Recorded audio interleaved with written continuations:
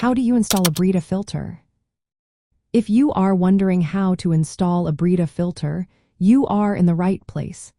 Having access to clean water is essential, especially in survival situations. Let's break down the installation process for both the Brita faucet filter and the Brita pitcher filter. First, let's talk about the Brita faucet filter. Start by identifying the faucet on your sink where you want to install the filter. Most standard faucets have a removable aerator, which is the small screen at the tip. Unscrew the aerator by hand. If it feels tight, you can use pliers gently to loosen it, but be careful not to damage anything. Next, choose the correct adapter from the filter kit that fits your faucet's threading.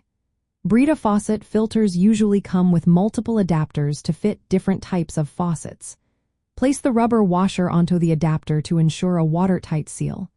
Screw the adapter onto the faucet by hand, tightening it fully but without using tools to avoid any damage. Now, attach the filter unit to the adapter by twisting the mounting collar onto the faucet. Again, make sure to hand tighten only. Align the filter so that the releases button is accessible.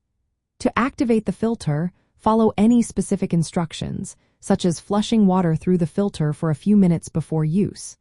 If you need to remove the filter later, simply unscrew the mounting collar by hand. From a survival perspective, this faucet filter can significantly reduce contaminants like lead and other impurities right at the water source. This makes tap water safer to drink, especially in uncertain conditions. Now let's move on to the Brita pitcher filter. Start by washing your hands to avoid any contamination. Remove the filter from its packaging and rinse it under cold water for about 15 seconds to remove any loose carbon dust. Insert the filter into the pitcher's reservoir by aligning the groove on the filter with the notch in the reservoir. Press firmly until it seals tightly. Next, fill the reservoir with cold tap water. The water will pass through the filter and collect in the pitcher below. It's a good idea to discard the first 3 pitchers of filtered water or use them for non-drinking purposes, like watering plants. This helps flush out any residual carbon dust and primes the filter for use.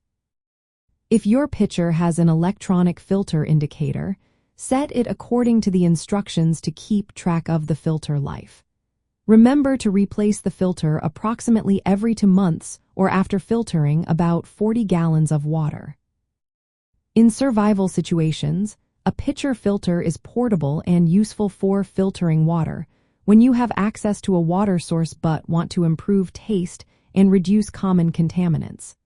However, it is less effective against biological hazards compared to specialized survival filters. Always use cold water to fill Brita filters, as hot water can damage the filter and reduce its effectiveness. Regularly replace filters as recommended to maintain good filtration performance. In situations where water may be biologically unsafe, Brita filters do not remove viruses or bacteria. Additional purification methods like boiling or chemical treatment are necessary.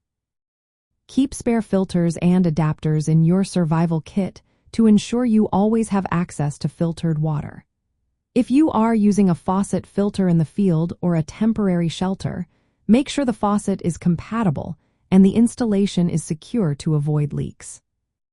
By following these steps, you can effectively install a Brita filter to improve water quality, which is an important skill for maintaining hydration and health when access to clean water is uncertain.